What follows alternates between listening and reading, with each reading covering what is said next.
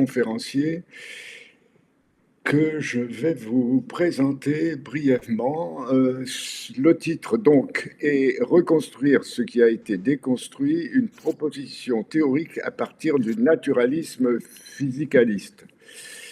Euh, alors, Erwan Lamy est professeur associé dans une grande école de commerce, SCP Business School. Il est habilité à diriger des recherches. Il est chercheur associé au GEMAS, qui est un laboratoire de sciences sociales. Il est membre aussi du groupe de recherche en épistémologie, de la chaire de métaphysique et de philosophie de la connaissance du professeur Claudine Tiercelin au Collège de France.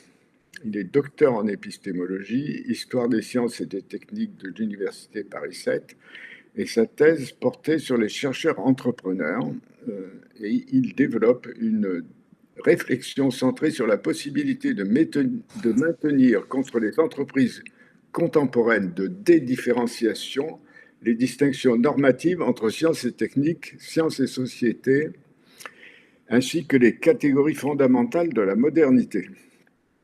Vous savez que la modernité a mauvaise presse, puisque nous sommes dans une époque postmoderne depuis une bonne cinquantaine d'années. Alors, qu'est-ce qu'il y a après le post? C'est une question angoissante.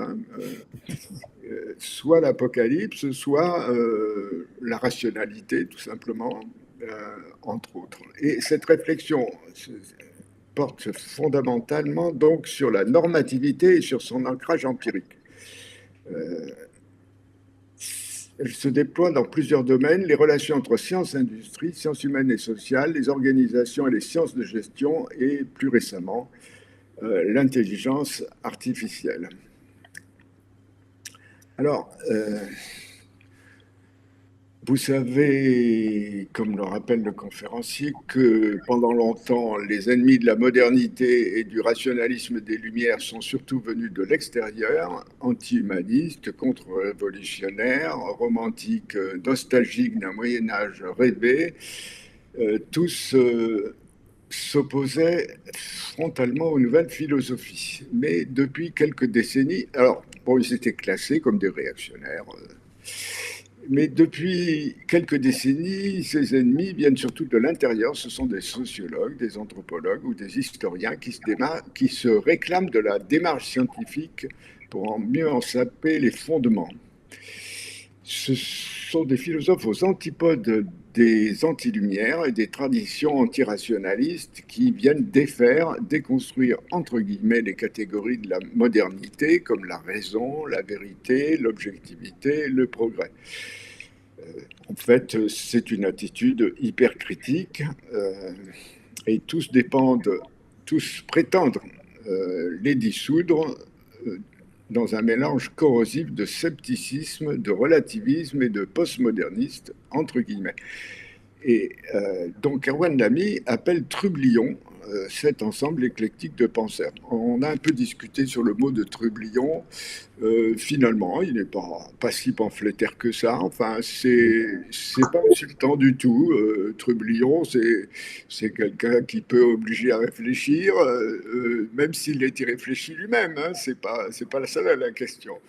Cet ensemble éclectique de penseurs, et en effet éclectique, constructivistes sociaux, relativistes, postmodernes, qui viennent troubler la modernité, parfois de manière facétieuse, un trublion en effet, peut-être un excellent camarade de banquet, comme c'était le cas de Bruno Latour par exemple, et souvent au nom même d'idéaux de la modernité comme la démocratie, l'égalité, la tolérance et le progressisme. Là, vous voyez, par exemple, chacun a sa vérité, c'est égalitaire, hein.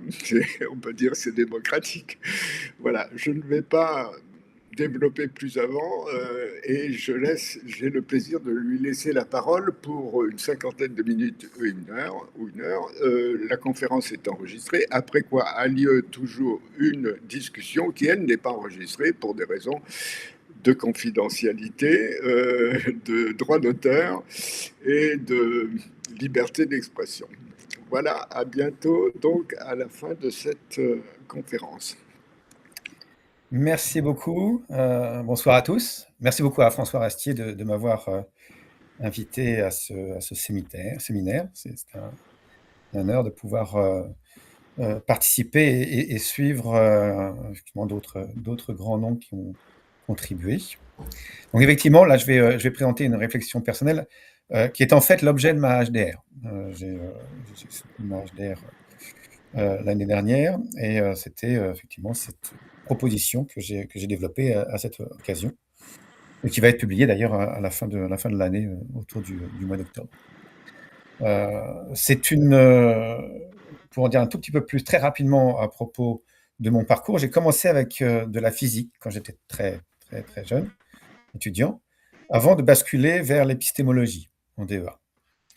Et finalement, ça se ressent, c'est quelque chose qui mêle un petit peu effectivement, voilà, des intuitions physiques, pas vraiment la physique, mais des intuitions physiques au moins, avec de l'épistémologie pour répondre à certains défis. Du coup, c'est un travail qui est quand même un peu technique. Et là, le défi, c'était de le rendre accessible et clair pour un exposé en oui, en moins d'une heure, environ 45 minutes. Du coup, j'ai rédigé un texte que je vais me permettre de lire, ce qui va simplifier la vie pour en fait, après ma soutenance, c'est une première tentative de vraiment communiquer sur cette théorie. Donc, je commence, ma lecture, en précisant déjà que cette présentation fait directement écho à celle de Gérald Bronner, le mois dernier. Gérald Bronner posait un diagnostic, celui de la post-vérité, après la post-réalité, pardon, après la post-vérité. Il y a l'effacement ou le délitement des catégories, communes, nous permettant de saisir le réel, à commencer bien sûr par celle de vérité et de réalité. D'autres catégories sont également prises d'assaut, hein, la raison, l'objectivité, la connaissance, etc. Je vais essayer de suggérer une piste de réponse, d'envisager une manière de reconstruire cette vérité et cette réalité qui serait aujourd'hui donc malmenée. Leur déconstruction contemporaine est un phénomène multifactoriel. Je ne peux évidemment pas me préoccuper de toutes ces causes possibles. Je ne vais m'occuper que de ce qui me semble être une condition de possibilité, peut-être pas une cause, de la post-vérité et de la post-réalité. Un certain esprit du temps, un certain air du temps vériphobe, entretenu par toute une nébuleuse de courants théoriques. J'emprunte ce néologisme, la vériphobie, à Alvin Goldman, qui est un grand philosophe américain qui l'a formé pour parler de tous ceux qui rejettent l'idée d'une vérité indépendante des contingences sociales, psychologiques ou historiques. Alors, il y a bien sûr les relativismes dans leur version contemporaine, mais il n'y a pas que. Il y a aussi les postmodernismes, François Restier les a évoqués, les nouveaux cynismes dont s'inquiétaient Jacques Bouvresse ou Suzanne Hack, certains irrationalismes qui ont été l'objet il y a quelques années d'un colloque important organisé par Jean Béchler et Gérald Bronner à nouveau, les constructivismes sociaux, les déconstructionnismes, plus récemment, on parle du wokisme qui est encore plus indéfinissable que les autres, et j'en passe. Il s'agit à chaque fois de courants très différents, mais tous ont en commun de vouloir défaire les catégories de la modernité, les déconstruire, les dissoudre ou au moins les troubler.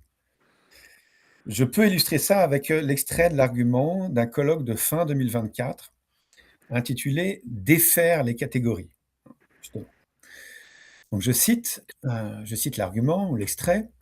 La modernité européenne occidentale est indissociable de processus d'objectification croissante du monde visant à rendre ses composantes distinctes, observables et donc contrôlables. L'importance contemporaine des catégories pour penser et gouverner, des sociétés, des individus, des réalités non humaines, repose sur des épistémologies et des pratiques de l'abstraction théorique, de la définition, du classement, de la hiérarchisation, de la différenciation ou encore de l'assignation. Ce colloque envisage les catégories hégémoniques comme autant de tentatives de produire, naturaliser et légitimer un rapport de pouvoir, un ordre social hiérarchisé, notamment, mais pas uniquement, en termes de classe, de race, de genre et de sexualité. J'appelle trublions les auteurs soutenant ce genre de position. Et en fait, j'ai choisi ce mot, trublion, parce qu'il n'est pas offensant, ça peut être aimable, hein, un trublion. Il ne s'agit pas de disqualifier a priori des positions. Ces trublions, on peut les opposer aux rationalistes, entendus dans un sens assez relâché. Il y a évidemment des affinités profondes entre ces trublions et certains courants philosophiques plus anciens, voire très anciens, comme le scepticisme ou le relativisme de Protagoras. Mais il ne faut pas les confondre. Les trublions sont un phénomène contemporain. Ils apparaissent dans les années 60-70 avec des figures comme Foucault, Horthy ou Derrida. Ils ne faut pas non plus les confondre avec les anti-lumières, avec les adversaires traditionnels de la modernité. Les trublions sont aussi des enfants des Lumières, des enfants rebelles, certes, mais qui défendent également une forme d'émancipation. Enfin, il ne faut pas les prendre trop de haut. Il est relativement facile d'en faire la critique, tant en morale qu'intellectuelle, tant théorique qu'empirique. Mais je pense que c'est vain. C'est vain déjà factuellement. Des intellectuels aussi importants que Jacques Bouvresse, Raymond Boudon ou Pascal Angèle s'y sont essayés et s'y essayent encore sans beaucoup de succès. Les critiques les mieux argumentées n'empêchent pas les trublions de prospérer. Je crois que c'est également vain en principe parce qu'il y a une part de vrai chez les trublions. Cette part de vrai, c'est le problème de l'ancrage empirique de la norme, spécifiquement des normes épistémiques. Maintenant que nous, les modernes, avons congédié le surnaturel, les dieux, au nom de quoi faudrait-il être rationnel si rien dans la nature ne le commande? C'est fondamentalement cette question que posent les trublions comme un défi intimement lié au trilemme d'Agrippa, j'y reviendrai. Avant donc de congédier les trublions, il faudrait pouvoir relever ce défi, lui apporter une réponse convaincante. Et ce n'est pas le cas aujourd'hui, et c'est, je pense, une des causes de l'ébranlement des systèmes de valeurs, plaçant en leur centre les idées de vérité ou de raison. Il y a évidemment beaucoup de propositions de réponse. Il y a les tentatives de réponse néoplatonistes, par exemple celle de Pascal Angèle, qui défend l'existence de normes épistémiques a priori immuables et ontologiquement autonomes. Alors, le problème, c'est d'où viennent ces normes? Où se situent-elles si elles ne sont pas ici-bas? C'est bien mystérieux. Il y a aussi les tentatives de réponse naturalistes, psychologiques, historicistes, sociologiques ou évolutionnistes, qui essayent d'ancrer ces normes dans la réalité empirique. Mais à chaque fois, on perd de vue la normativité. On glisse vers les positions des trublions. C'est par exemple le cas des positions de Bourdieu, qui propose un naturalisme sociologique, qui essaye de se démarquer de ce qu'il appelle lui-même les postmodernismes, ou les délires postmodernistes, mais qui finalement, effectivement, glisse également vers des positions socio-constructivistes qui sont difficiles à tenir. Donc, il est bien sûr possible que les difficultés soulevées par l'une de ces propositions soient levées et qu'elles finissent par s'imposer. Ce n'est pas encore le cas.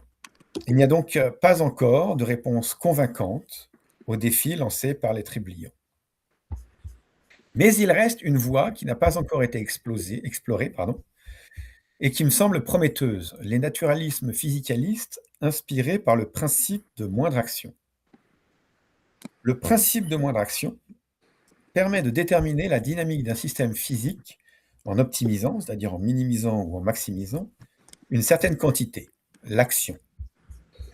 Le grand physicien Ernst Planck explique que ce principe a la propriété de fournir une réponse nette et précise à toute question rationnelle concernant le déroulement d'un processus naturel.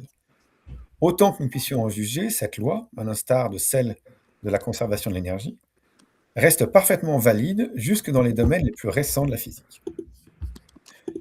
En admettant que les phénomènes épistémiques sont également des phénomènes physiques, on pourrait s'attendre à ce qu'ils soient déterminés par un principe similaire. Sous cette perspective, une norme épistémique serait ce qui minimise une grandeur analogue à l'action. C'est notamment ce que propose Carl Friston, un grand neuroscientifique, avec la notion d'énergie libre. Largement explorée en neurosciences, en sciences cognitives et en intelligence artificielle, Cette piste n'a encore jamais été suivie en épistémologie. C'est ce que je propose de faire afin d'évaluer dans quelle mesure cette approche permet de réancrer les normes épistémiques et, ce faisant, de répondre aux défis des trublions et de reconstruire ce qu'ils prétendent déconstruire. Mais avant d'entrer plus en détail dans ces réflexions, je dois préciser un ensemble de principes ou d'attitudes qui, je pense, doivent être suivis si l'on souhaite relever ce défi. Premier principe, ne pas prendre les trublions pour des imbéciles ou des bandits immoraux. Ils sont les symptômes d'un vrai problème. Il s'agit de le reconnaître. Second principe, ne pas céder à la tentation critique. Il ne s'agit pas de nier le défi lancé par les trublions, mais de le relever. Troisième principe, ne jamais perdre de vue la normativité. C'est toujours un risque lorsque l'on essaye d'apporter une réponse naturaliste à ce défi, et il faut y être attentif. Quatrième principe, enfin, ne pas employer, évidemment, les notions mises en cause, ou les redéfinir pour éviter la répétition critique. C'est ce que j'appelle la posture de plein pied. Je dois m'interdire d'employer, par exemple, les notions de vérité ou d'objectivité. Je peux en parler, mais elles ne doivent évidemment pas être au départ de ma démarche de reconstruction. C'est en suivant ces principes que j'ai essayé de développer un instrument théorique qui, je l'espère, pourrait aider à reconstruire ce que les trublions prétendent défaire. C'est la théorie des difficultés épistémiques, ou TDE. Avec la TDE, il s'agit de reconstruire l'idée même de norme, sapée par les trublions. Mais pour commencer, il faut déjà redéfinir le concept de norme pour respecter le quatrième principe. Il ne faut pas définir la norme avec des notions normatives. Une piste possible est de relever un point commun à toutes les normes. Leur transgression suscite la surprise. Je suis surpris, par exemple, si la prise mâle de l'alimentation de mon ordinateur ne peut se ficher dans la prise électrique murale. C'est une norme technique qui est transgressée. Nous pourrions donc utiliser la surprise, ou plutôt l'absence de surprise, pour définir la norme. La norme serait ce qui ne suscite pas la surprise. Mais la notion de surprise est psychologique et ce qui est surprenant varie d'une personne à l'autre. Il vaut mieux parler de ce qui n'est pas inattendu. J'appelle donc norme ce qui n'est pas inattendu. Par exemple, il fait chaud en été, ce n'est pas inattendu, c'est la norme. J'appelle également norme ce qui fait que quelque chose n'est pas inattendu. L'exemple typique, c'est la loi qui fait que certains comportements ne sont pas inattendus. Par exemple, le code de la route fait qu'il n'est pas inattendu de voir des voitures s'arrêter au feu rouge. Cette conception de la norme permet de comprendre pourquoi on peut en parler à propos des lois de la nature, ce qui va avoir une importance fondamentale dans ma stratégie de réponse. À partir de là, on peut commencer à discuter la notion de connaissance, qui est la norme épistémique fondamentale remise en cause par les trublions, en espérant en garder une conception normative. Alors, de plein pied, que se passe-t-il lorsque l'on sait quelque chose, au sens épistémologique du terme? On est alors dans une certaine sécurité épistémique, à l'abri des surprises. C'est une très vieille intuition, et je pars de cette intuition en introduisant la notion de défaiseur de nos croyances. Pour expliquer cette idée, je peux revenir encore une fois à Gerald Bronner, qui explique que, je cite, « La réalité, on la connaît quand on s'y cogne, c'est-à-dire qu'elle nous fait valoir son existence quand elle oppose un non à l'expression de nos désirs. » Un défaiseur, c'est ça. C'est un non, quelque chose qui vient défaire nos croyances. La post-réalité, c'est une forme de désensibilisation au défaiseur. Je fais l'hypothèse, et là c'est par contre très contre-intuitif, que les agences épistémiques tendent à minimiser ces défaiseurs. Seulement les minimiser, car il en reste toujours, ne serait-ce que les défaiseurs sceptiques, je vais y revenir. Je soutiens donc que la connaissance correspond à ce minimum. Je peux prendre l'exemple du géocentrisme et de l'héliocentrisme. Le géocentriste, pour soutenir l'idée que la Terre est au centre du système solaire et que le Soleil tourne autour, va devoir défléchir ou neutraliser toutes sortes de défaiseurs. La trajectoire étrange du pendule de Foucault, certaines observations astronomiques, certains phénomènes météorologiques ou physiques. Il va falloir faire un effort pour à chaque fois essayer de répondre à tous ces défaiseurs. Voilà. Entreprendre de les critiquer ou de montrer leur absence de validité. Donc, c'est un effort qu'ils vont devoir entreprendre. À l'inverse, les héliocentristes, qui supposent que c'est la Terre qui tourne autour du Soleil et qu'elle tourne également autour de son axe, vont également avoir des défaiseurs à essayer de neutraliser. À commencer par le fait qu'on voit bien que le Soleil tourne autour de la Terre géométriquement.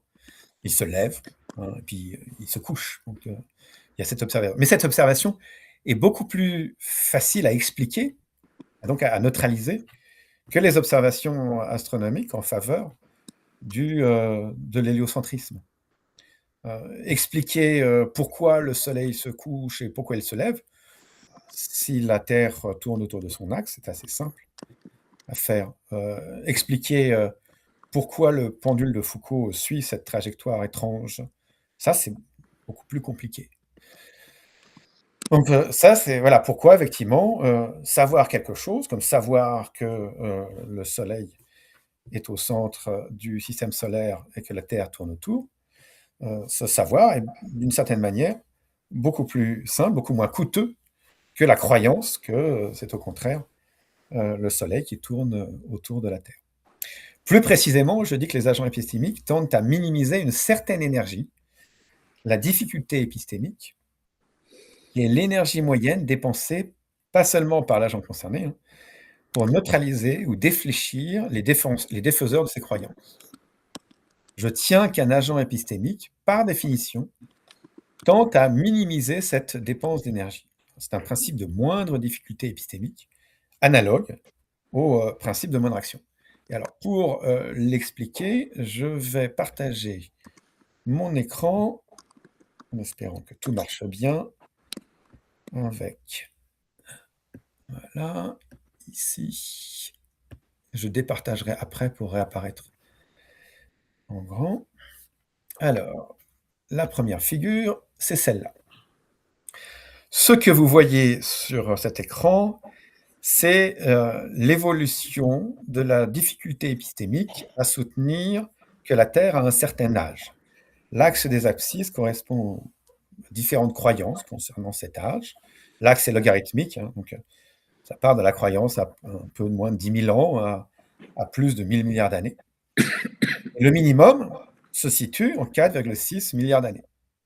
C'est cette croyance qui va minimiser notre difficulté épistémique. Si on s'écarte de cette croyance, en supposant par exemple que la Terre a plus de 4,6 milliards d'années, la difficulté épistémique va augmenter. Doucement d'abord, puis vivement ensuite. De la même façon, si on pense que la Terre est plus jeune que 4,6 milliards d'années, on va augmenter progressivement, effectivement, la difficulté épistémique. Voilà, je ferme le partage pour revenir à ma présentation. Donc cette idée que le minimum de difficulté épistémique constitue la connaissance. La connaissance minimise la difficulté épistémique. Alors évidemment, il y a toutes sortes d'objections possibles. Je réponds à plusieurs dans ma HDR, qui sera donc publiée vers octobre prochain. Et je ne répondrai ici qu'aux deux objections les plus évidentes. L'argument panglossien, j'appelle argument panglossien une de ces objections, et l'argument de la paresse, ou sa version extrême, celle du cerveau mort. Concernant l'argument panglossien d'abord, si nous avons tous tendance à minimiser la difficulté épistémique, et que le minimum de difficulté épistémique correspond à la connaissance, alors il n'y aurait qu'à se laisser glisser le long de la courbe de difficulté épistémique et nous devrions vivre dans le meilleur des mondes épistémiques. Ce qui n'est clairement pas le cas. Donc, ma théorie serait une théorie un peu panglossienne. Je suppose que nous devrions vivre, que nous vivons dans le meilleur des mondes possibles, parce que nous minimisons nécessairement notre difficulté épistémique. Ma réponse à cette objection est assez simple. Je dis qu'il peut y avoir des états métastables. Alors, qu'est-ce que je veux dire par là? Là, je reviens à nouveau à une figure, donc je repartage mon écran. Rassurez-vous, il n'y a pas tant de fenêtres, de figures, donc je ne ferai pas cette manipulation 100 fois. Hop, ici. Voilà. Donc là, par rapport à la courbe initiale, là, il n'y a pas d'état métastable, et là, il y a un état métastable. Un état métastable qui correspond à la croyance que la Terre a 6000 ans. D'une certaine manière, ça peut se comprendre que quand on croit que la Terre a 6000 ans, on répond à certaines objections d'ordre théologique, par exemple. Bon. On neutralise certains défaiseurs d'ordre théologique. Alors évidemment, il reste tous les autres défaiseurs. C'est pour ça que cette croyance est beaucoup plus difficile à soutenir que la croyance que la Terre a 4,6 milliards d'années. Mais c'est un état possible. On peut se retrouver dans ce minimum local.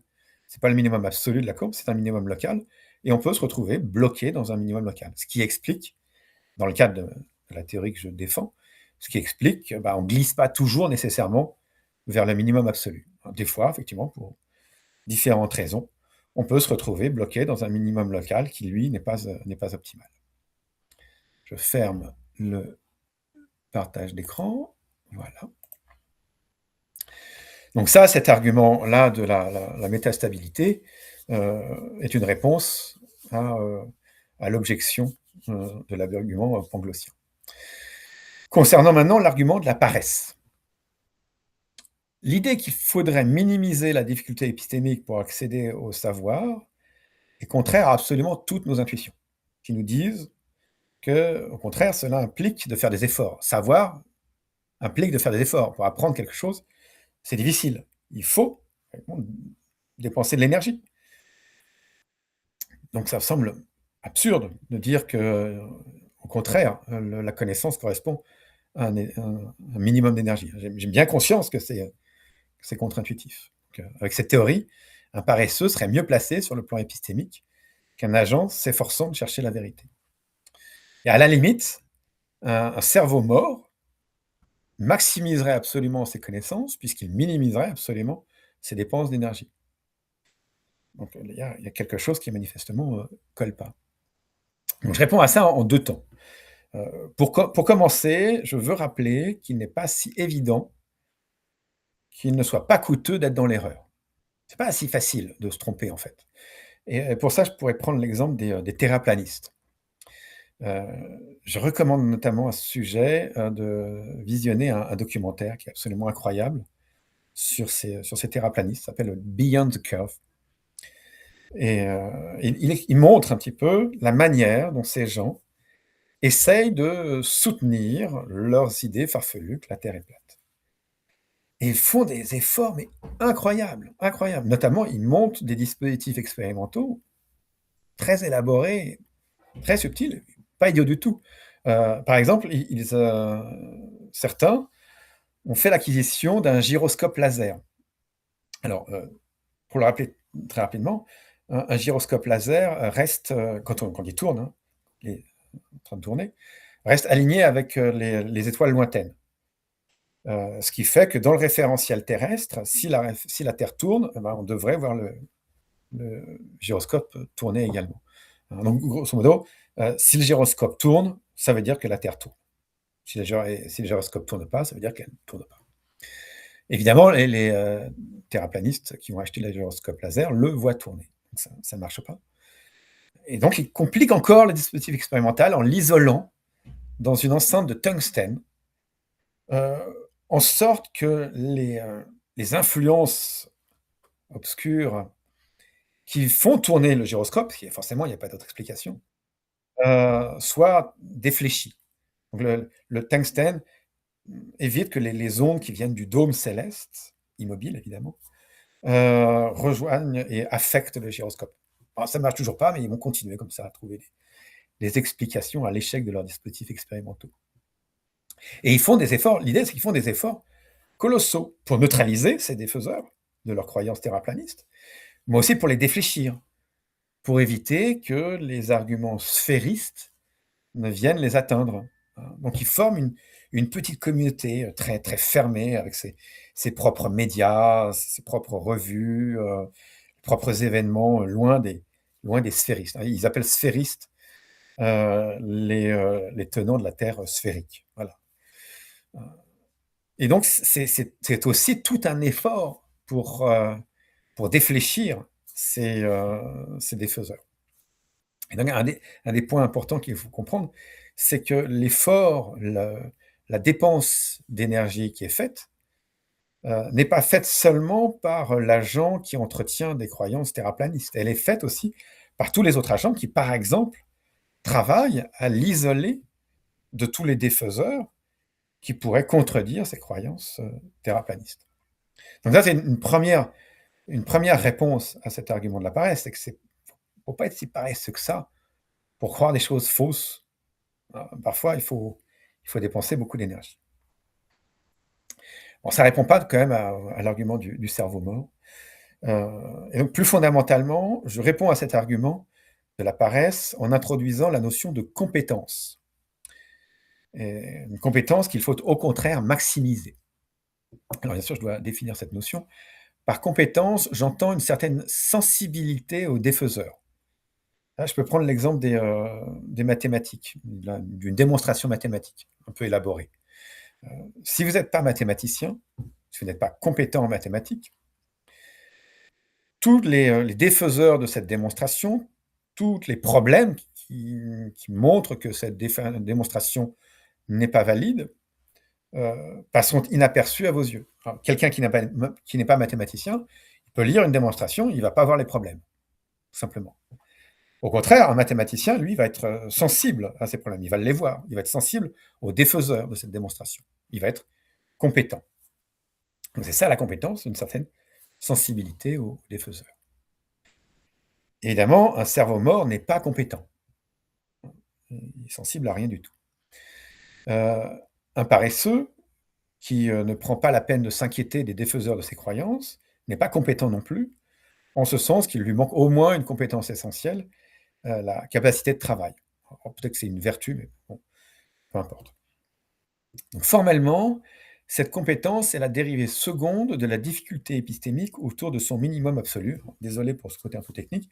En fait, c'est le degré de resserrement de la courbe de difficulté épistémique autour de son minimum. Alors là, je vais devoir aussi, à nouveau, revenir à mes illustrations. Donc, je partage à nouveau mon écran. Voilà. Hop.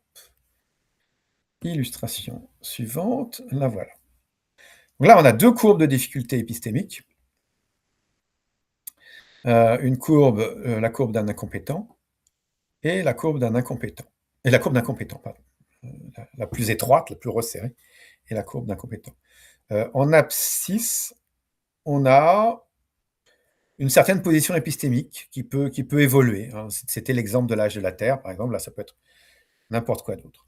La norme pour l'incompétent minimise sa difficulté épistémique. C'est-à-dire que quand il a cette croyance, quand il a cette position épistémique, il va faire moins d'efforts. Il va minimiser sa difficulté épistémique. Et évidemment, on peut s'attendre à ce que la position optimale d'un incompétent ne soit pas la même que la position optimale d'un agent compétent, qui est ici.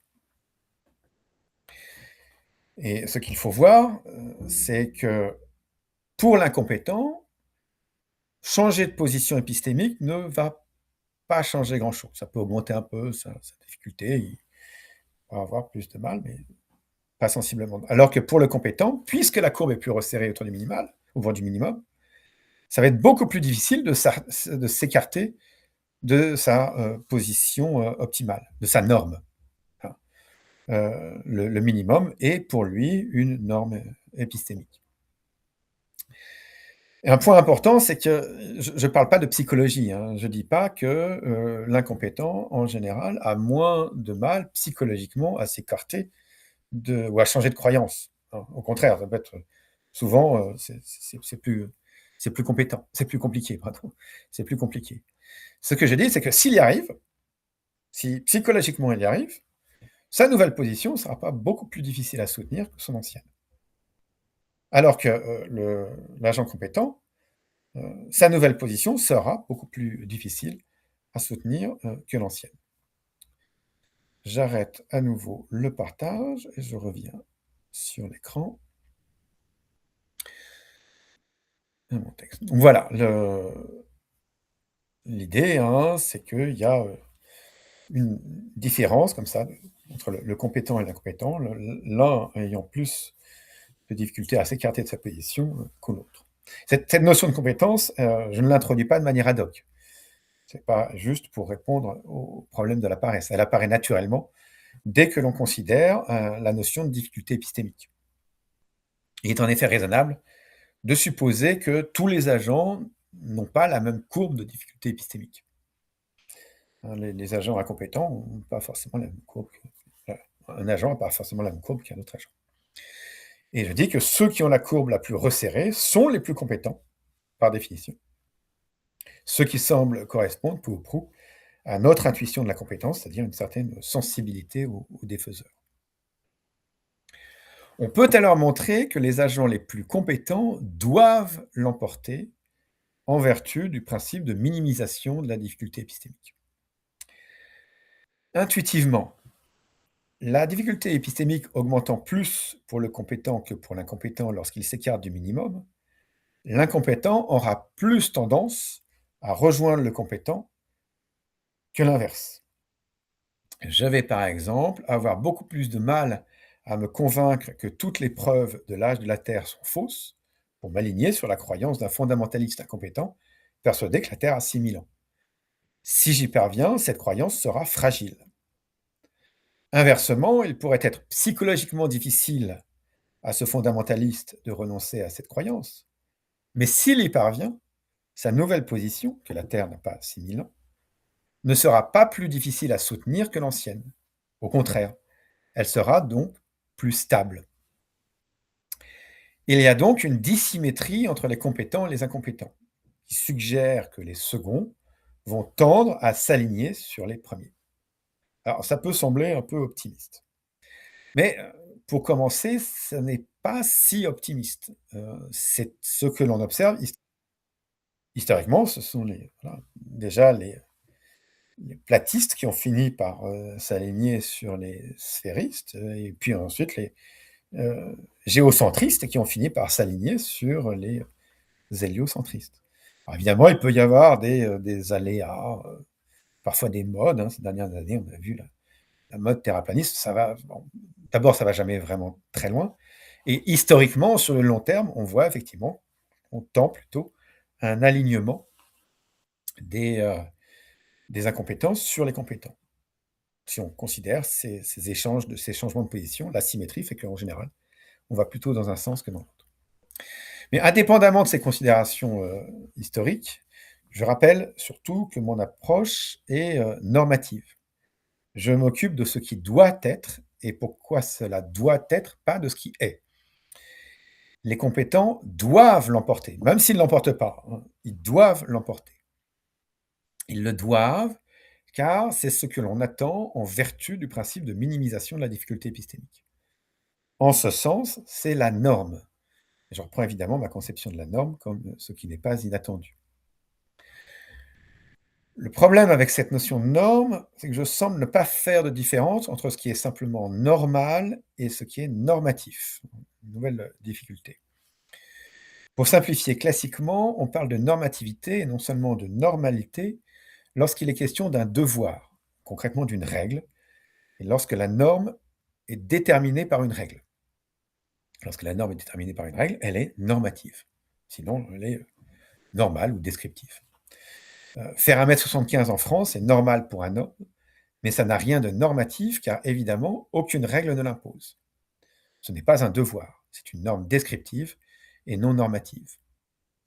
Ne pas rouler à plus de 50 km/h en ville est normal, et c'est une norme normative car il y a une règle qui l'impose. La question est alors de savoir si le minimum de la difficulté épistémique est également une sorte de règle. Faut-il s'aligner sur cette norme ? Comment reconnaître une règle ? C'est évidemment un autre débat très compliqué, mais j'en retiens un point qui peut m'aider à les caractériser.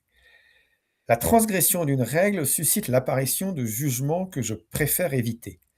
Par exemple, la loi est normative en cela que sa transgression provoque des jugements, en l'occurrence des jugements légaux, que l'on préfère éviter. Ce n'est pas le cas d'une norme descriptive. Mesurer 1,80 m plutôt que 1,75 m, la norme descriptive de la taille des hommes en France, ne fait naître aucun jugement indésirable. 1,75 m est une norme normale, non normative. Ce critère suggère seulement que la minimisation de la difficulté épistémique est une règle. Si un agent ne minimise pas ses difficultés épistémiques, par définition, cela fait apparaître des défaiseurs que toujours par définition, il préférera éviter.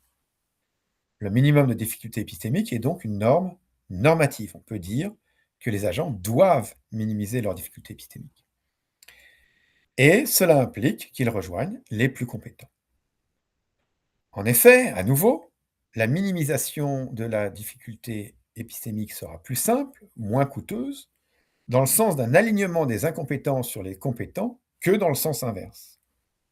Ce qui est donc attendu, lorsque l'on considère les interactions entre agents, ce n'est pas que les agents rejoignent un minimum de difficulté épistémique quelconque, mais le minimum de difficulté épistémique de l'agent le plus compétent.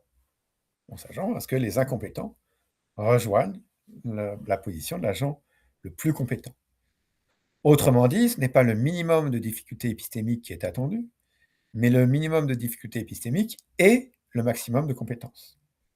Ou, dit encore autrement, le minimum d'une grandeur DE-C, C étant une mesure de la compétence et DE de la difficulté épistémique. Donc le minimum de difficulté épistémique reste une norme épistémique, mais c'est une norme locale au niveau d'un seul agent. Au niveau collectif, 2 agents ou plus, la norme qui s'impose, c'est-à-dire même la norme qui doit s'imposer, est à nouveau le minimum de difficulté épistémique du plus compétent. Dans le cadre de la TDE, c'est la norme épistémique fondamentale, autrement dit la connaissance. La connaissance est, par définition, ce qui minimise la difficulté épistémique du plus compétent, pas de n'importe qui, du plus compétent. Cette reconstruction de la notion de connaissance permet déjà de répondre aux défis sceptiques. Je rappelle les termes très schématiquement. Quelles que soient nos croyances, il existe un scénario permettant de les mettre en doute. Il est toujours possible d'imaginer que nos certitudes les plus ancrées ne sont en fait que des illusions plus ou moins élaborées. Mais si l'on tient que nos connaissances sont ce qui minimise la difficulté épistémique des plus compétents, ces scénarios sceptiques n'ont aucune importance et nous pouvons toujours savoir quelque chose. Je reviens pour l'illustrer à une figure que j'ai préparée. Je partage encore une fois mon écran. Voilà. Partager. Figure suivante. Voilà.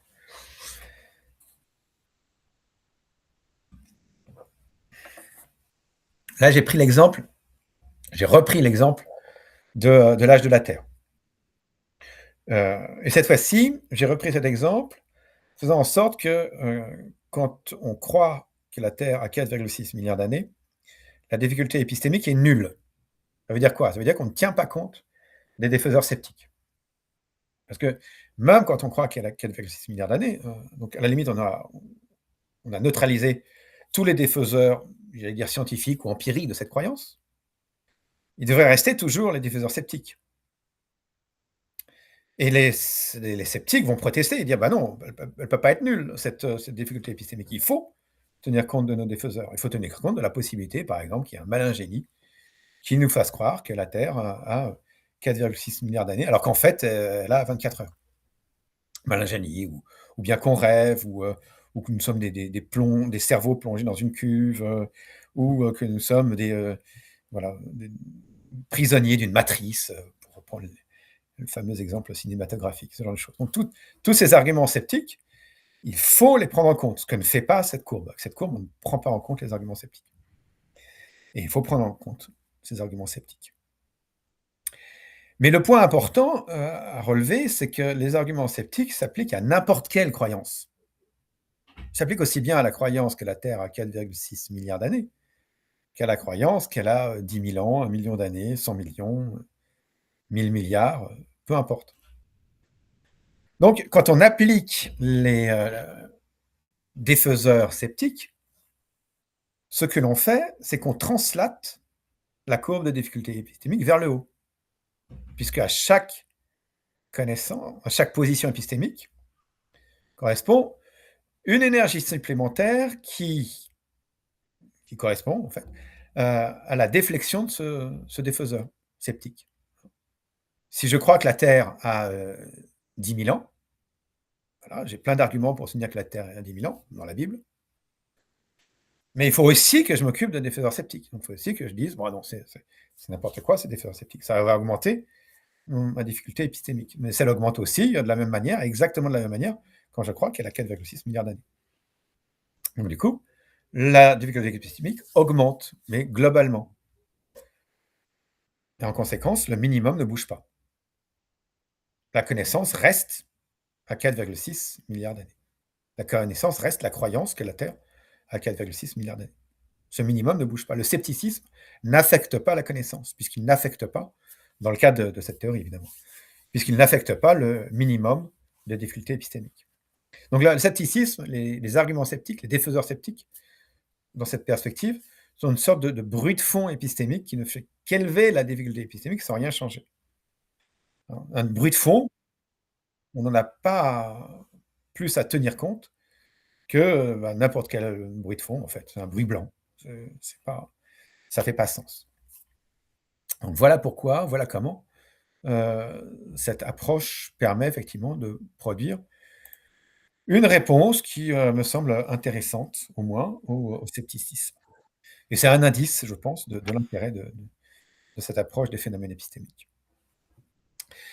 La TDE peut aussi être, enfin, cette approche du scepticisme, cette réponse au scepticisme, pardon, peut aussi être une manière de justifier le caractère pathologique et anormal des complotismes, qui, d'une certaine manière, sont une forme dégradée de scepticisme. Donc, ce n'est pas seulement effectivement les considérations antiques qui sont concernées, mais on peut effectivement appliquer cette idée aux formes un peu dégradées du scepticisme, qui sont les différentes théories complotistes. La TDE permet également de relever le défi du relativisme épistémique, donc qui est différent du scepticisme. Hein. Le relativisme épistémique n'est pas un scepticisme. En proposant une reconstruction de l'inégale validité des systèmes épistémiques. Je rappelle que le relativisme épistémique repose sur le rejet de l'idée de métanorme. Alors, qu'est-ce qu'une métanorme ? Métanorme, c'est la norme ultime, celle qui permet d'arbitrer en dernier recours entre différents systèmes épistémiques. Et un système épistémique, c'est l'ensemble des principes qui déterminent ce qui constitue une justification acceptable d'une croyance. Alors, classiquement, dans les débats sur ces questions, on prend souvent l'exemple de la dispute, la controverse entre Bellarmine et Galilée. Bellarmine, c'était ce cardinal, donc au début du XVIIe siècle, qui s'est opposé aux positions de Galilée, opposition évidemment héliocentriste de Galilée, opposition copernicienne de Galilée. Galilée soutenait que l'héliocentrisme n'était pas simplement une astuce mathématique pour mieux calculer le mouvement des astres, mais bien la réalité de la cosmologie. Et Bellarmine s'opposait vigoureusement à cette thèse, avec les conséquences qu'on connaît pour Galilée. Et Bellarmine s'appuyait, lui, sur les Écritures pour soutenir sa position, tandis que Galilée s'appuyait sur ses observations astronomiques. Et donc, ils avaient deux systèmes épistémiques différents. Pour Bellarmine, quelque chose est attesté, justifié, une croyance est justifiée si elle est conforme aux Écritures. Pour Galilée, une croyance est justifiée si elle est cohérente avec certaines observations astronomiques, en l'occurrence. Donc, deux systèmes épistémiques différents, les Écritures pour Bellarmine, les observations astronomiques pour Galilée. Les relativistes soutiennent que ces deux systèmes épistémiques sont incommensurables, et on ne peut pas les comparer. L'un n'est pas meilleur que l'autre. Ce n'est pas qu'ils sont d'égale validité, comme on le dit parfois, c'est qu'on ne peut juste pas les comparer. Et ils ont des arguments pour soutenir cette position. C'est pas du tout idiot.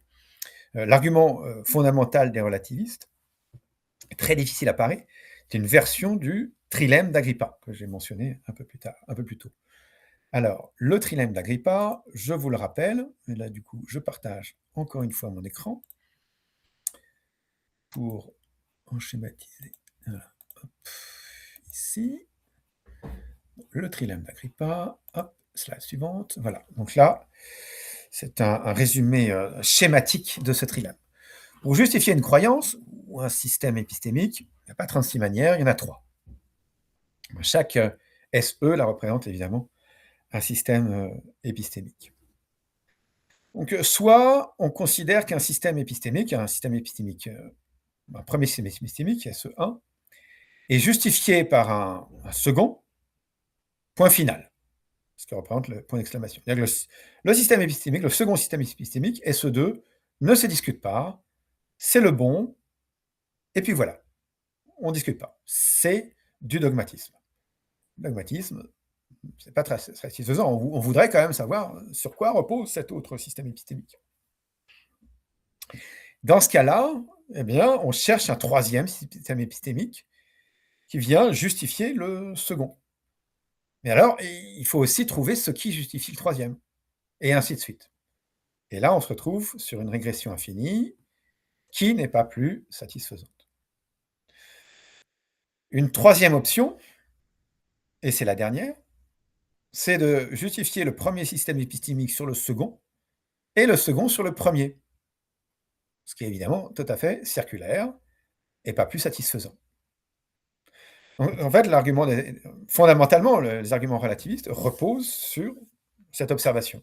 Il y a ces 3 manières de justifier, je ferme le partage, ces 3 manières de justifier un système épistémique, et aucune n'est satisfaisante.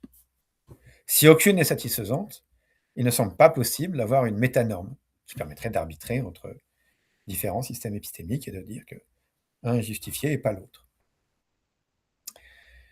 Je soutiens que le minimum de difficulté des agents les plus compétents est malgré cela, malgré cet argument relativiste, est malgré cela un bon candidat au titre de métanorme. Pour commencer, il n'y a pas lieu de justifier cette métanorme. C'est tout le point. Je fais en effet l'hypothèse, qui reste à tester, que cette minimisation de la difficulté épistémique est un phénomène naturel, de même nature que la minimisation de l'énergie potentielle d'une pierre dévalant la pente d'une colline. Il n'y a pas lieu de justifier la gravité. On doit justifier une théorie de la gravité, mais pas la gravité elle-même.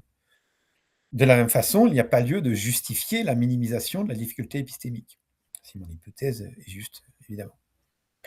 Donc cette métanorme échappe au trilemme par la branche correspondant au dogmatisme, mais sans conduire au dogmatisme. Il y a dogmatisme quand il y a nécessité de justifier, ce qui n'est pas le cas dans le cadre du minimum de la difficulté épistémique des plus compétents. Surtout, cette métanorme permet d'arbitrer entre différents systèmes épistémiques. Et là, je dois retourner à mes figures, je crois que c'est la dernière, pour expliquer comment on peut montrer que 2 systèmes épistémiques ne sont commensurables. Alors, qu'est-ce que je montre avec cette courbe? Sur l'axe des abscisses, il y a différentes positions épistémiques, comme pour les autres figures que j'ai montrées, correspondant cette fois-ci à l'importance que l'on accorde à la Bible pour déterminer la valeur d'une certaine cosmologie. Galilée est plutôt là, il n'accorde pas beaucoup d'importance à la Bible. Bellarmine est là, il accorde beaucoup d'importance à la Bible. Et je considère 2 difficultés épistémiques. La première est celle à soutenir, la difficulté épistémique à soutenir l'héliocentrisme. Plus on accorde d'importance à la Bible, plus ça va être difficile de soutenir l'héliocentrisme. Parce que ça contredit des Écritures. Plus on accorde d'importance aux Écritures, plus ça va être compliqué de tenir une position héliocentrique. je représente ça par une ligne, hein, c'est évidemment plus compliqué, mais c'est un schéma. Inversement, la difficulté épistémique à soutenir le géocentrisme décroît avec l'importance accordée à la Bible. La Bible vient confirmer ce géocentrisme. Donc plus on accorde d'importance à ces écritures, plus simple ce sera de défendre une position géocentrique. Et en rouge correspond la difficulté épistémique globale à soutenir une certaine cosmologie. Si je me retrouve de ce côté-là, du côté de Galilée, la difficulté épistémique à soutenir le géocentrisme, ici, sera supérieure à la difficulté épistémique à soutenir l'héliocentrisme. En vertu du principe de minimisation de la difficulté épistémique, on va arbitrer en faveur de l'héliocentrisme. Quand on se retrouve ici, du côté de Galilée, on est plutôt, effectivement, on arbitre plutôt en faveur de l'héliocentrisme, parce que c'est ça qui minimise notre difficulté épistémique. Quand on se retrouve de l'autre côté, du côté de Bellarmine, là, au contraire, c'est la difficulté épistémique à soutenir l'héliocentrisme qui va être supérieure à la difficulté épistémique à soutenir le géocentrisme. Donc, pour se simplifier la vie, pour économiser notre énergie, pour minimiser notre difficulté épistémique, on va arbitrer pour le géocentrisme. Et on obtient donc une courbe qui a cette forme. Elle commence à augmenter, puis elle croisement entre les deux difficultés épistémiques. Et le point important qui me permet de soutenir que ces deux systèmes épistémiques peuvent être commensurables, donc peuvent être comparés, et qu'on puisse dire que l'un est meilleur que l'autre, c'est qu'il est assez plausible de considérer que les situations de Bellarmine et de Galilée sont dissymétriques. Pour Bellarmine, il y aura toujours des observations astronomiques qu'il va falloir expliquer, et qui vont constituer autant de défaiseurs de ces croyances géocentristes. Il y aura toujours un caillou dans sa chaussure. Alors que pour Galilée, si on accepte, ce qui est une question contingente, si l'on accepte socialement, donc théologiquement, que la Bible doit s'interpréter de manière symbolique et non littérale, alors il n'y a plus de difficulté. Il n'y a plus de difficulté à soutenir des positions héliocentriques. Donc là, on voit une dissymétrie entre Galilée et Bellarmine, et donc une dissymétrie entre les deux systèmes épistémiques. Et puisque le système épistémique de Galilée implique une moindre dépense d'énergie, une moindre difficulté épistémique, il est meilleur que celui de Bellarmine. Donc avec ce système, on arrive effectivement à faire la différence, à comparer ces deux positions, ces deux systèmes. Alors, il y a une petite subtilité dont il faut tenir compte, c'est que cette métanorme, en elle-même, ne me permet pas vraiment de dire quel système est le bon. Ici, j'ai construit cette courbe, mais de manière en introduisant une dissymétrie du côté de Bellarmine. Il serait toujours possible d'imaginer, je ne sais pas trop comment, mais il serait toujours possible d'imaginer que l'avantage est plutôt du côté de Bellarmine et pas du côté de Galilée. Donc, mais c'est pas ça c'est pas ça dont il est question. Le but, c'est pas de démontrer la validité du système épistémique de Galilée. C'est là la subtilité. Ni évidemment la validité du système épistémique de Bellarmine. Le but est de pouvoir justifier l'idée que ces systèmes épistémiques sont commensurables, qu'il y en a un qui est correct et l'autre non. Dans le cadre des débats contemporains, cette métanorme permettrait par exemple, j'espère, de répondre aux formes les plus récentes du relativisme épistémique qui mettent sur le même plan la science et les sciences autochtones. On pourra en discuter éventuellement. Plus important encore, sans doute, elle offre un point d'appui aux critiques des discours prétendant évacuer le système normatif organisant les pratiques scientifiques, ce que Robert Merton appelait l'éthos de la science pure, au profit de normes politiques ou économiques. Cette réponse est la suivante: abandonner l'éthos de la science pure augmente la difficulté épistémique. Et cela n'implique pas de couper la science de la société, pas plus que la connaissance n'implique d'éliminer tous les défaiseurs sceptiques. Il ne s'agit pas de rejeter toute forme d'interférence de la société sur la science, ce qui est évidemment impossible, mais seulement celle qui augmente la difficulté épistémique. C'est de cette manière que nous pouvons reconstruire, le dernier point, l'idée de neutralité axiologique. Alors, les trublions n'ont de cesse de rappeler que cette idée est dans le meilleur des cas illusoire, voire franchement nocive, car la science comme les scientifiques sont nécessairement porteurs de certaines valeurs. Alors, il est vrai que la science comme les scientifiques sont porteurs de certaines valeurs, c'est même une franche platitude. Je suis toujours un peu étonné que les critiques de cette notion en soient encore employés ce genre d'argument. Il me semble assez clair que personne, parmi ceux qui ont réfléchi un peu à la question, ne soutient sérieusement qu'être axiologiquement neutre puisse consister à débarrasser la science de toute valeur. Présenter les choses ainsi, c'est surtout une manière de clore le débat à bon compte, en disqualifiant un épouvantail commode. Alors, de quelle valeur est-il question lorsque l'on parle de neutralité? Je soutiens qu'il s'agit des valeurs ou des jugements de valeur qui augmentent la difficulté épistémique. C'est ça qui pose problème. C'est de cette manière que nous pouvons reconstruire une notion de neutralité axiologique qui échappe aux critiques un peu faciles des trublions. La neutralité axiologique, sous cette perspective, consiste donc à rejeter ces valeurs ou jugements de valeur particuliers. Je vous remercie.